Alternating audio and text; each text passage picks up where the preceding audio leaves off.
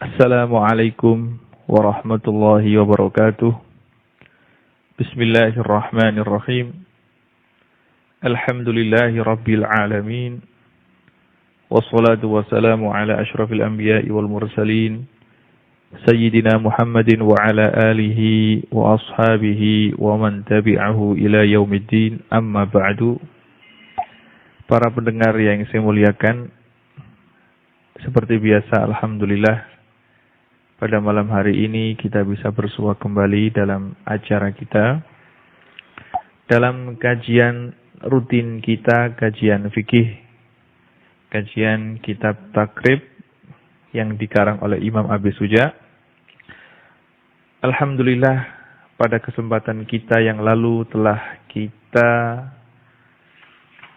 baca dan telah kita terangkan mengenai masalah siwak. Dalam kajian kita kali ini kita akan memasuki pembahasan yang sangat penting yang kita lakukan setiap hari, yang mana sholat kita tidak akan sah jika kita tidak mengerti dan memahami masalah yang akan kita bahas pada malam hari ini. Masalah yang akan kita bahas pada malam hari ini yaitu mengenai masalah wudu. Tentunya sebagai orang Islam, setiap orang Islam harus memahami dengan benar cara-cara dia berwudu. Dia harus bisa mengetahui bagaimana wudu yang sah, bagaimana wudu yang telah diajarkan oleh Rasulullah SAW, sehingga kalau wudunya sah, maka insya Allah sholatnya juga akan sah, karena kuncinya sholat adalah wudu. Kalau wudunya benar, maka dan dia mengerti cara-cara sholat, maka insya Allah sholatnya akan benar juga. Para pendengar yang saya muliakan, yang akan kita bahas pada malam hari ini yaitu pertama kita akan membahas mengenai fardu wudu. Bismillahirrahmanirrahim. Qala al-musannifu al-imam Ahmad bin Husain al-Asfihani asy-Syafi'i rahimallahu ta'ala wa nafa'ana bi ulumihi fid dharain amin fi kitabihi at-takrib ila qawlihi faslun wa faraidul wudu'i sittatun an-niyyatu 'inda ghuslil wajhi wa ghuslul yadaini ma'al mirfaqaini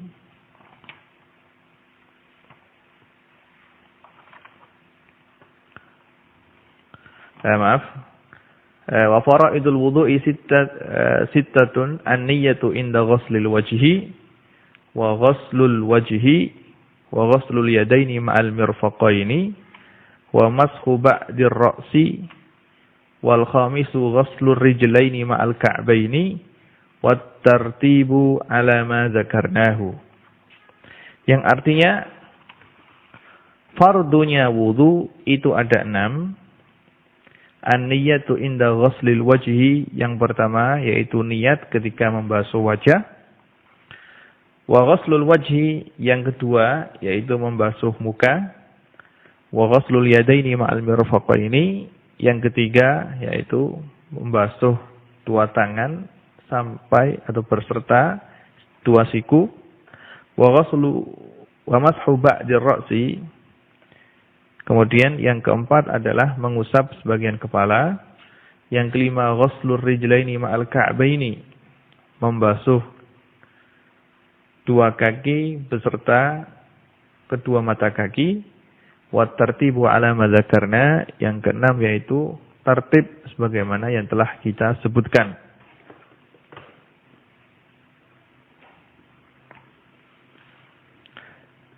Sebelum kita membahas secara terperinci, perlu kita ketahui bahwasanya kalimat al-wudu, Kalimat al-wudu menurut bahasa diambil dari kata-kata al-wadha'ah yang artinya adalah al-husnu, yaitu hal yang bagus dan yang menggembirakan. Ini adalah kalau kita lihat dari arti bahasa. Kalau kita lihat dari segi istilah yang disebutkan oleh para ahli fikih, wudu adalah isti'malul ma'i fi a'dha'in makhsusatin ma'aniyah, yaitu memakai air pada bagian-bagian tubuh tertentu disertai dengan niat. Ini adalah arti daripada wudu menurut istilah ulama fikih. Fardunya wudu sebagaimana yang saya sebutkan tadi ada 6. Yang pertama adalah niat. Yang kedua adalah membasuh wajah. Yang ketiga adalah membasuh 2 tangan beserta kedua siku. Yang keempat adalah mengusap sebagian kepala. Yang kelima adalah membasuh 2 kaki beserta 2 mata kaki. Yang keenam adalah tertib sebagaimana yang telah kita sebutkan tadi. Dan wudu ini adalah hukumnya wajib bagi orang yang ingin melakukan sholat atau melakukan ibadah yang tidak sah kecuali dengan berwudu terlebih dahulu. Allah Subhanahu wa taala telah berfirman dalam surat Al-Maidah ayat 6 yang bunyinya, Ya ayyuhalladzina amanu idza qumtum ilas sholati faghsilu wujuhakum wa aydiyakum ilal marafiqi wamsahu bi ru'usikum wa arjulakum ilal ka'bain. Yang artinya, wahai orang-orang yang beriman, jika kamu hendak melakukan sholat, faghsilu wujuhakum, maka basuhlah muka-muka kamu, wa aydiyakum dan tangan-tangan kamu, ilal marafiqi beserta kedua siku kamu, wamsahu bi ru'usikum dan usaplah kepala kamu, wa arjulakum dan basuhlah kaki kamu, ilal ka'bain beserta kedua mata kaki. Dari ayat ini Allah Subhanahu wa taala telah menyebutkan rukun-rukun wudu secara tertib. Yang pertama yaitu Allah Subhanahu wa taala berfirman, jika kamu ingin sholat maka basuhlah wajah kamu. Kemudian tangan kamu beserta dengan kedua siku. Kemudian usaplah kepala kamu. Kemudian basuhlah kedua kaki kamu. Allah Subhanahu wa taala dalam ayat ini menyuruh kita jika kita ingin melakukan sholat untuk melakukan wudu terlebih dahulu. Fardu yang pertama dari kefarduan wudu adalah niat. Karena wudu adalah satu bentuk peribadatan, yaitu bentuk ibadah, maka disyaratkan untuk sahnya suatu ibadah harus ada niat.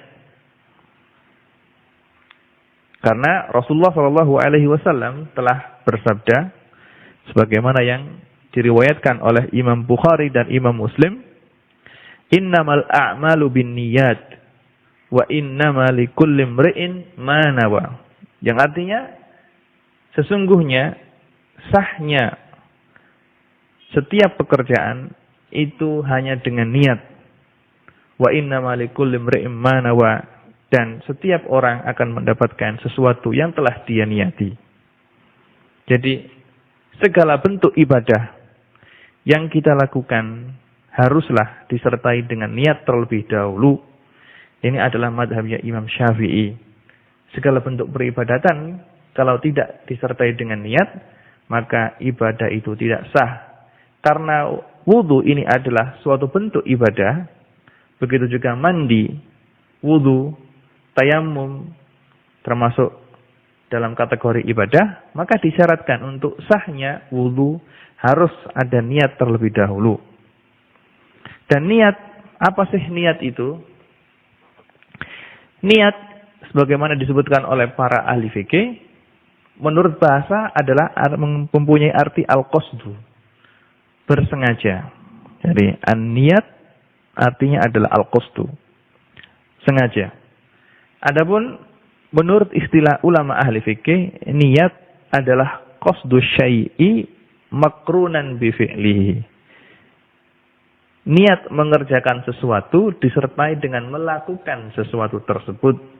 Ini adalah niat. Jadi niat itu bareng dengan apa yang diniati.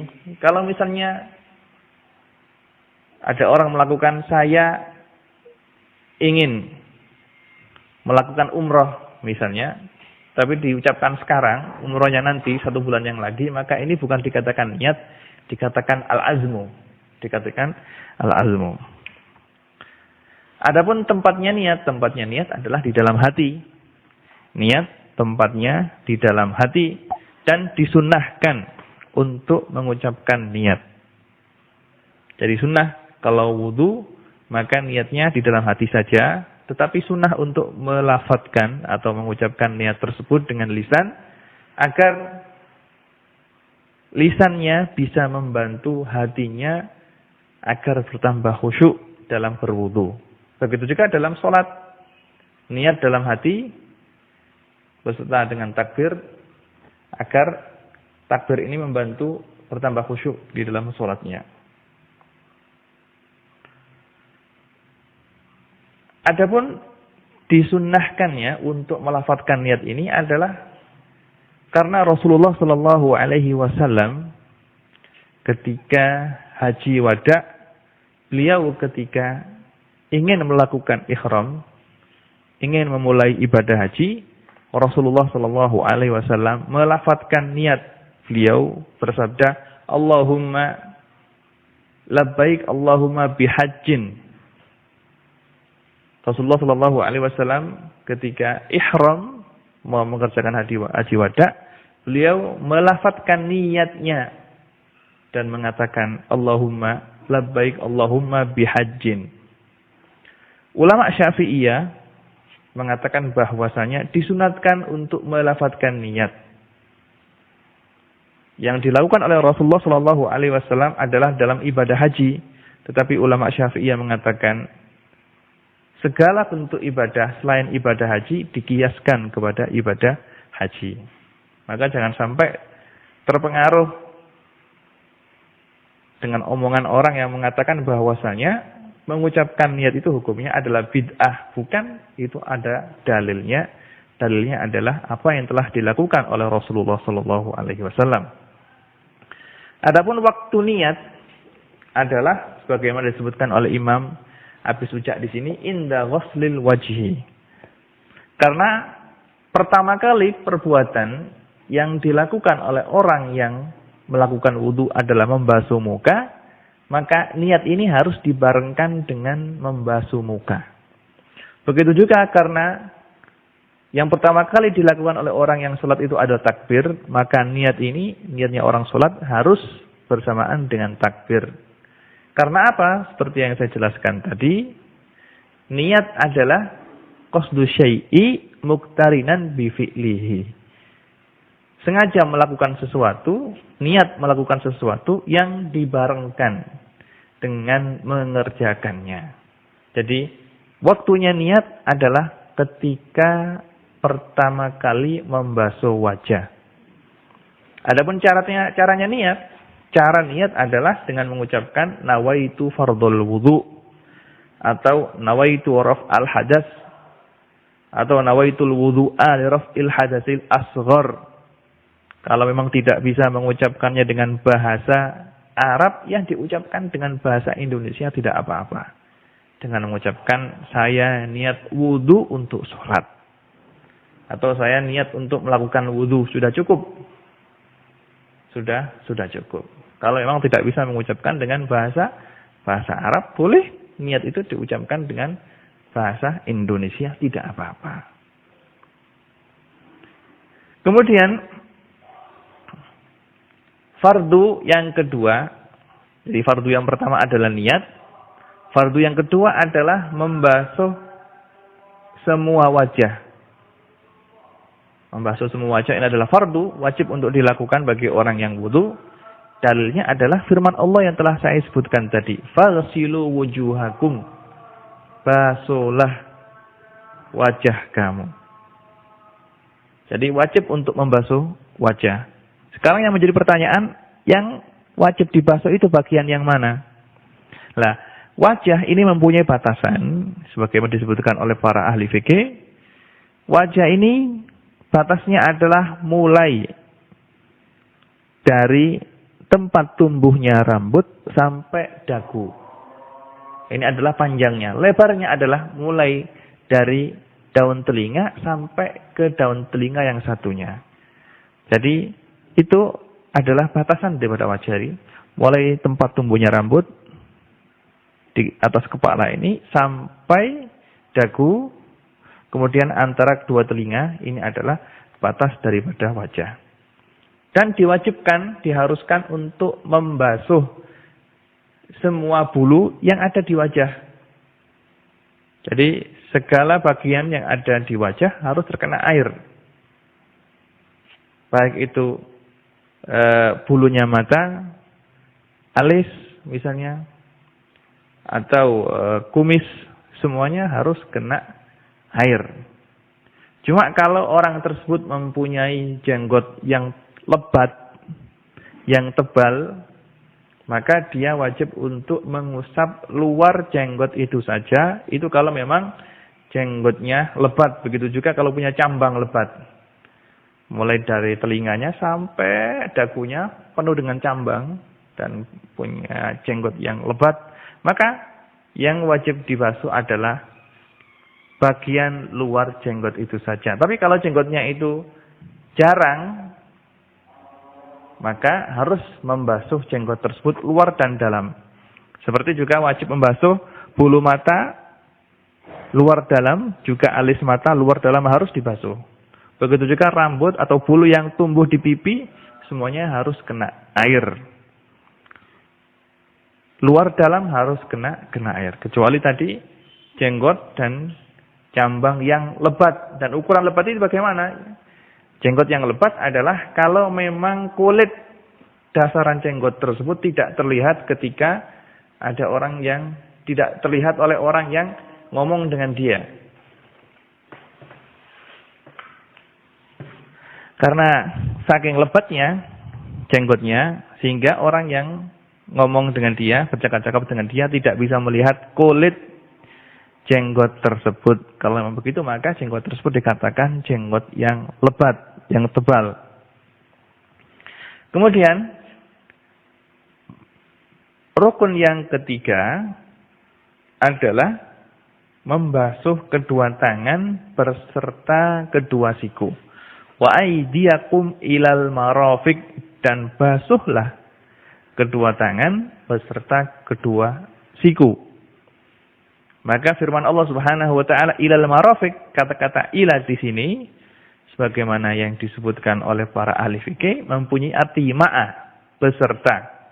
Dalilnya adalah hadis yang diriwayatkan oleh Imam Muslim dari sahabat Abu Hurairah radhiyallahu anhu, annahu tawaddo'a fa ghassala wajhahu fa asbagha al-wudu'a, thumma ghassala yadahu al-yumna hatta ashra'a fil adudi, thumma yadahu al-yusra hatta ashra'a fil adudi, thumma masaha ra'sahu, thumma ghassala rijlahu al-yumna hatta ashra'a fis saqi, thumma ghassala rijlahu al-yusra hatta ashra'a fis saqi, thumma qala hakadha ra'aitu Rasulullah sallallahu alaihi wasallam yatawadda. Diriwayatkan dari sahabat Abu Hurairah radhiyallahu anhu bahwasanya beliau suatu ketika melakukan wudu. Kemudian beliau memulai wudu tersebut dengan membasuh muka. Beliau menyempurnakan wudu tersebut. Kemudian beliau membasuh tangan beliau yang kanan sampai beliau membasuh lengan. Kemudian membasuh tangan beliau yang kiri sampai membasuh lengannya juga. Kemudian beliau mengusap kepala beliau. Kemudian setelah itu beliau membasuh kaki kanan beliau sampai beliau membasuh betis. Kemudian beliau membasuh kaki beliau yang kiri sampai membasuh betis juga. Kemudian beliau berkata, "Hakadza ra'aitu Rasulullah sallallahu alaihi wasallam yatawadda." Beginilah saya melihat Rasulullah sallallahu alaihi wasallam melakukan wudu. Jadi wudu yang telah dipraktekkan oleh Abu Hurairah, yang telah diajarkan oleh Abu Hurairah kepada murid-muridnya adalah wudu yang dia lihat dari Rasulullah sallallahu alaihi wasallam, yaitu beliau menyempurnakan membasuh muka secara sempurna, kemudian beliau membasuh tangan kanan terlebih dahulu sampai membasuh lengan, kemudian tangan kiri sampai lengan, kemudian mengusap kepala, kemudian beliau membasuh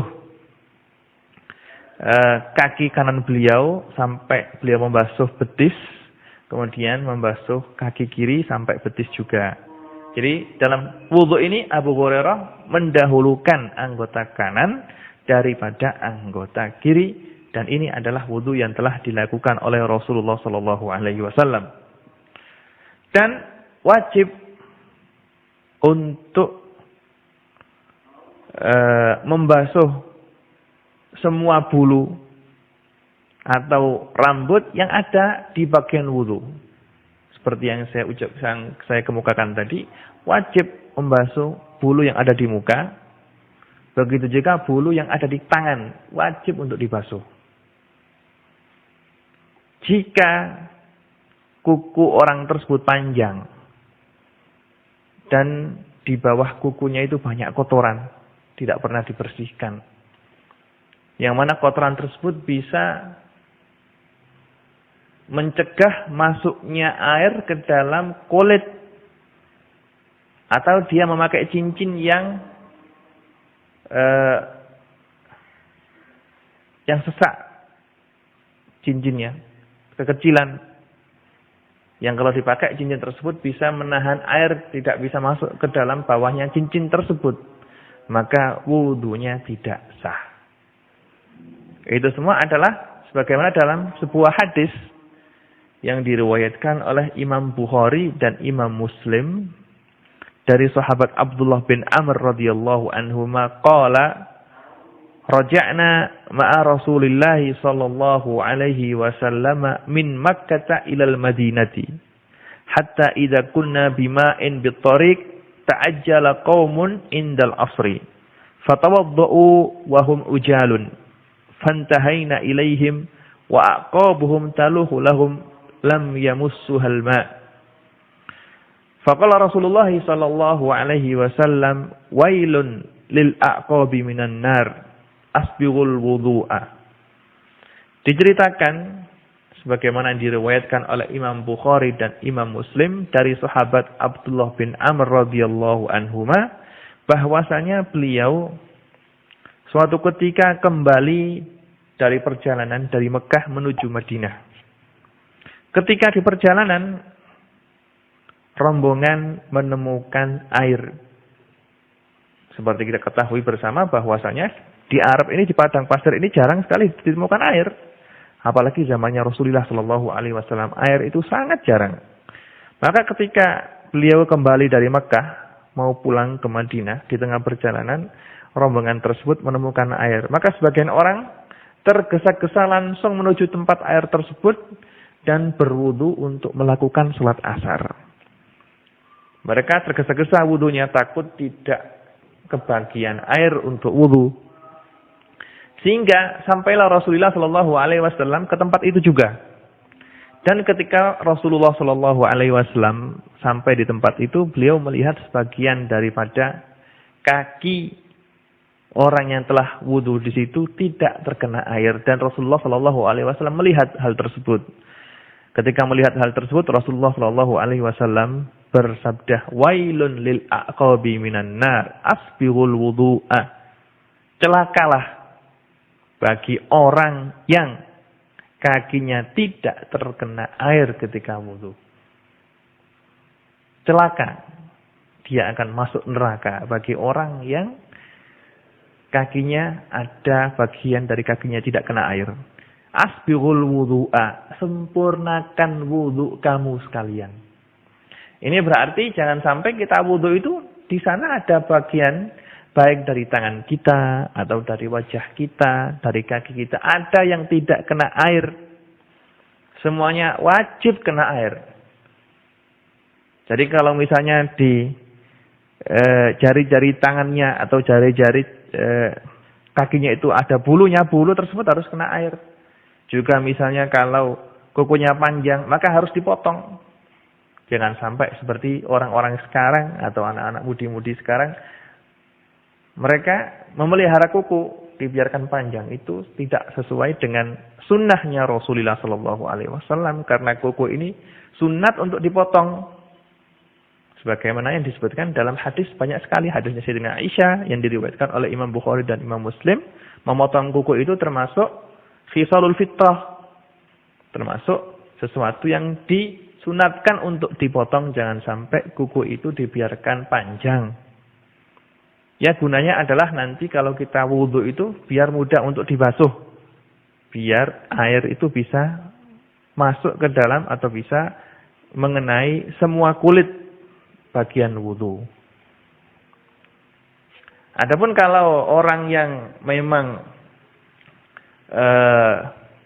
kerjanya itu selalu bergelut dengan tanah atau bergelut dengan semen misalnya, seperti tukang batu atau petani, bapak petani yang selalu bekerja di sawah misalnya, yang mana setiap harinya bergumul dengan tanah liat, atau setiap harinya orang itu kerjanya menjadi tukang batu atau tukang bangunan misalnya, dan dia adalah orang yang selalu membuat adonan untuk bangunan itu.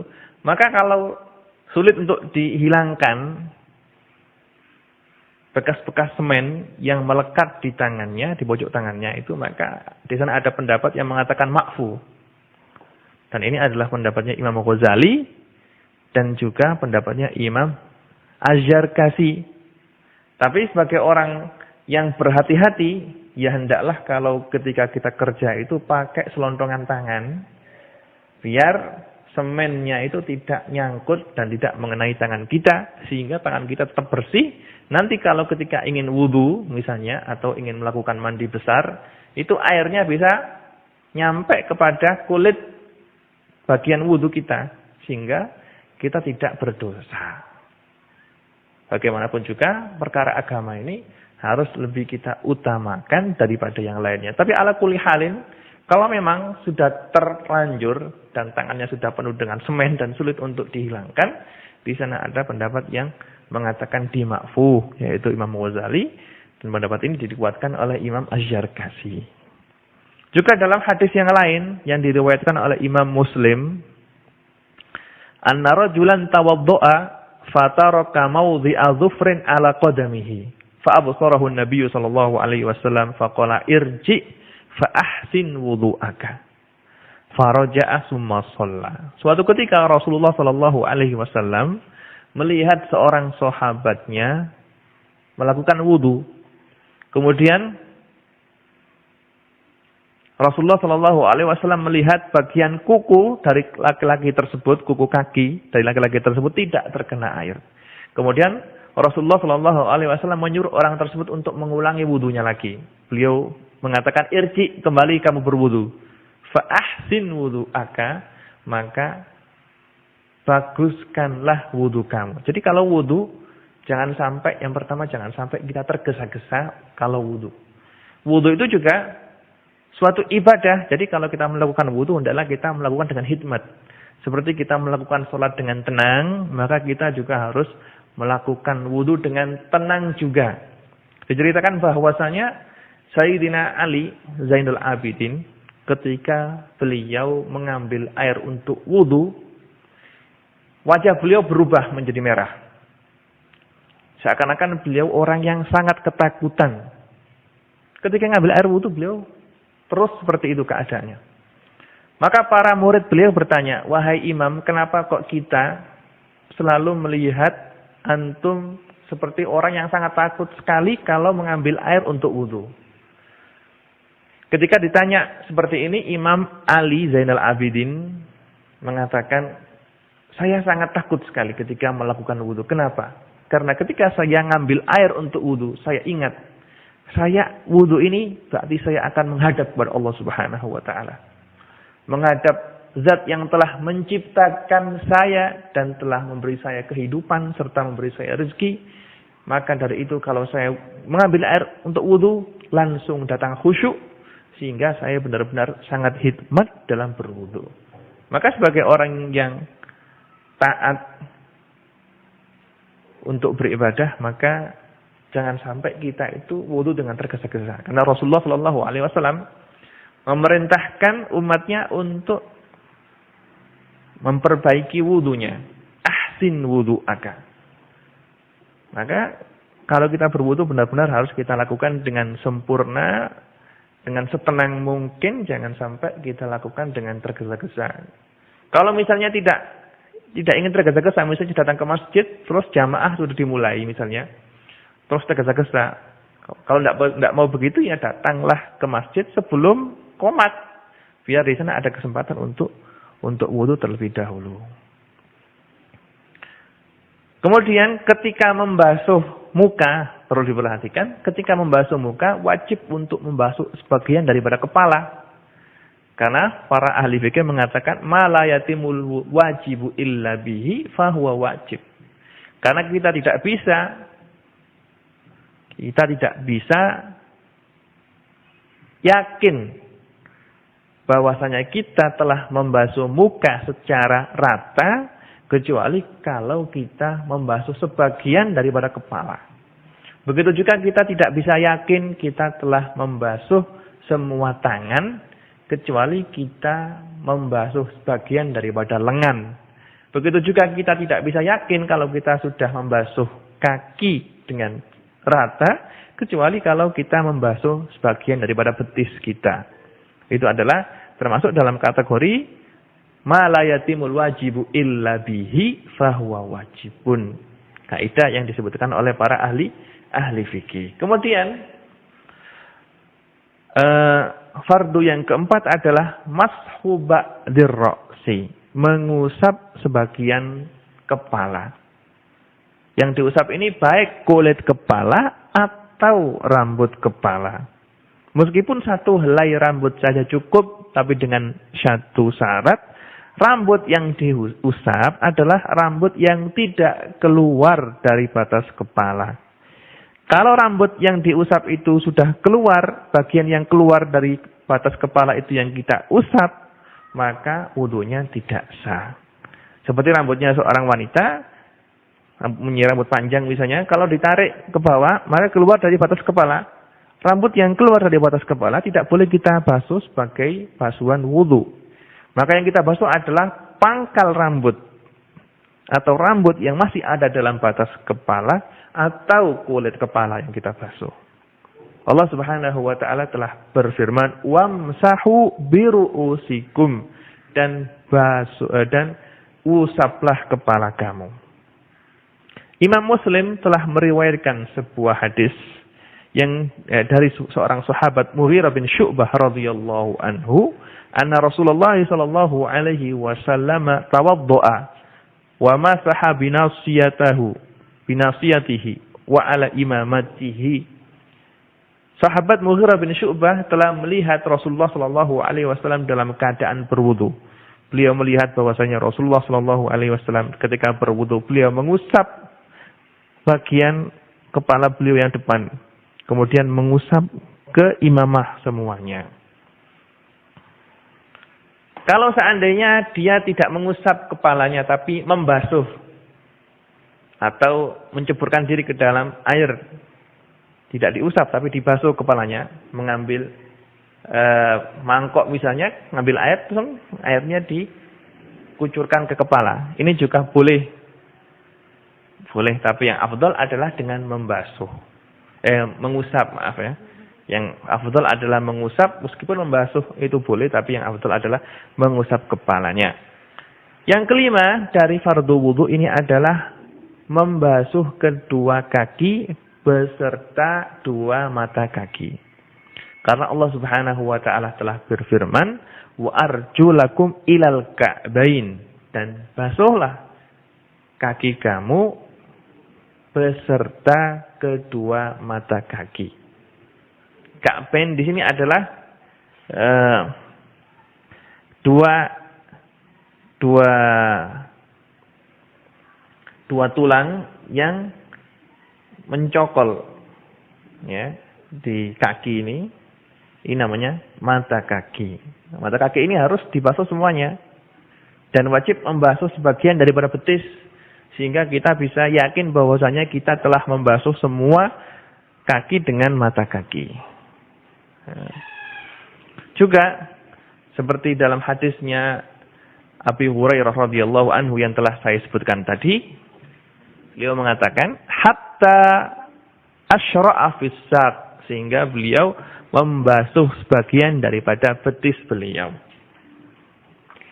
Dan perlu diingat, seperti kita membasuh kedua tangan dengan rata, kita juga harus membasuh kedua kaki dengan rata pula. Jangan sampai ada sebagian dari bagian kaki yang tidak terbasuh. Apalagi bagi orang yang biasanya kerja di sawah, kakinya itu pecah-pecah.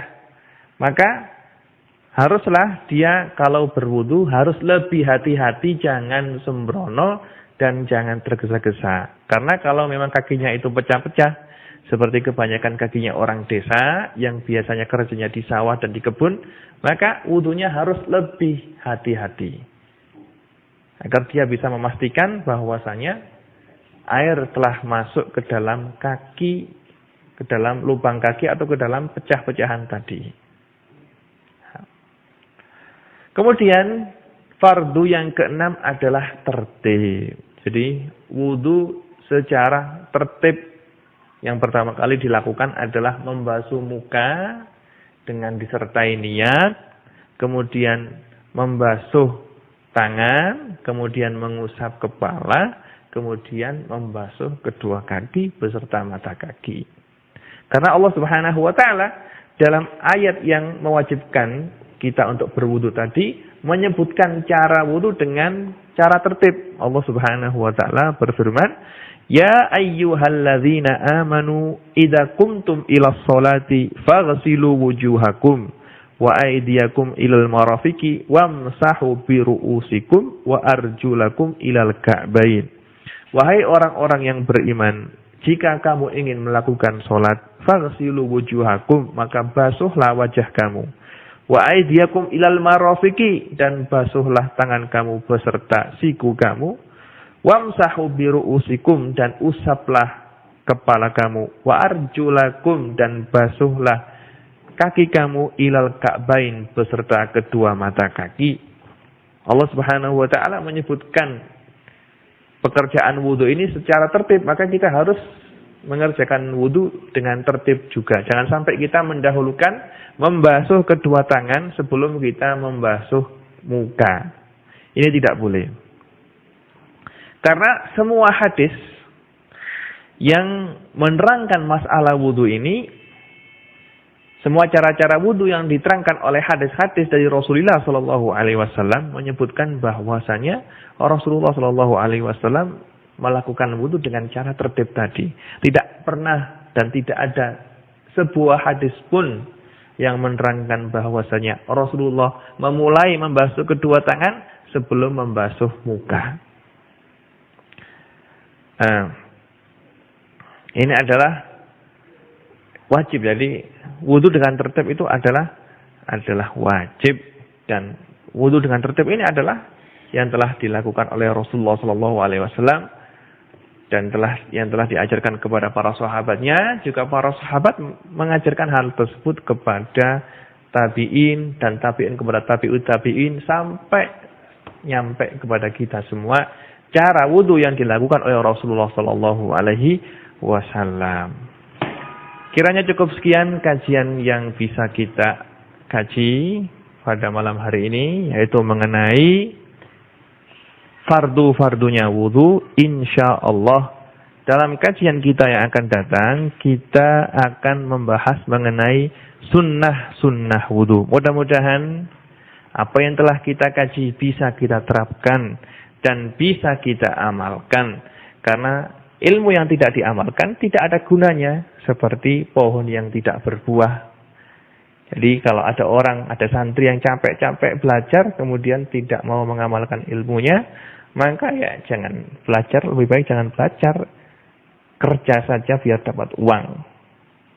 Karena apa? Karena mencari ilmu adalah pekerjaan yang sangat mulia. Sangat mulia. Orang yang berilmu atau orang alim itu derajatnya lebih tinggi daripada orang yang ahli ibadah.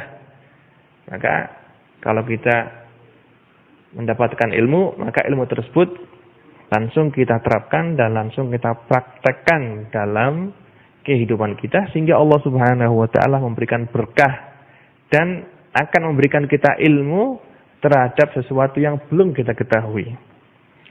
Man amila bima ya'lam, allamahullahu ma lam ya'lam.